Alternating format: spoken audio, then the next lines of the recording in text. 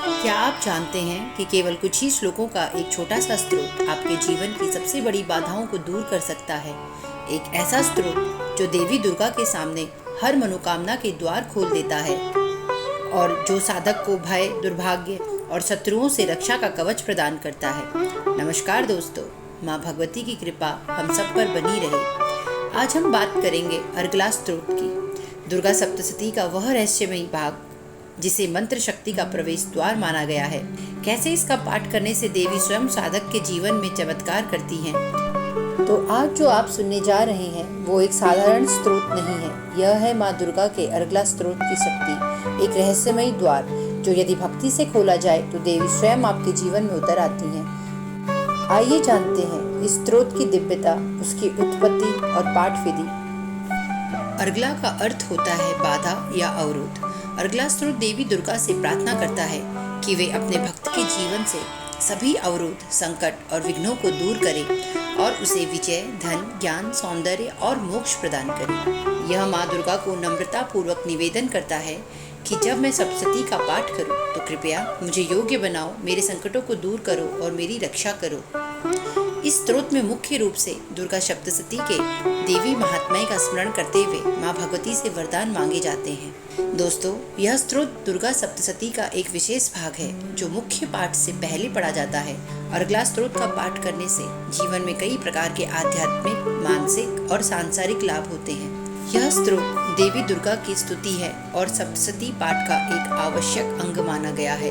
दुर्गा सप्तशती से पहले इसका पाठ करने से साधक की ऊर्जा केंद्रित होती है और देवी की कृपा जल्दी मिलती है। यह एक तरह से शुद्धिकरण और सुरक्षा कवच का काम करता है। इसका नियमित पाठ भय, चिंता और नकारात्मक ऊर्जा को दूर करता है। घर में यदि अशांति हो, क्लेश हो तो इसका पाठ लाभकारी होता है। स्त्रोत में माँ दुर्गा से धन, अन्न, पुत्र, सौंदर्य, संपत्ति का वर मांगा गया है, इसलिए यह स्त्रोत कामना सिद्धि में भी अत्यंत प्रभावशाली है। यह साधक के भीतर भक्ति, श्रद्धा और आत्मबल को जागृत करता है। इससे साधना सफल होती है और देवी कृपा से आत्मबल की प्राप्ति होती है। इस स्त्रोत में विशेष रूप से बार बार एक ही पंक्ति आती है, रूपम देहि, जयम देहि, यशो देहि, दिशो जहि, अर्थात हे माँ, मुझे सुंदर रूप, विजय, यश और शत्रुओं से मुक्ति प्रदान करें।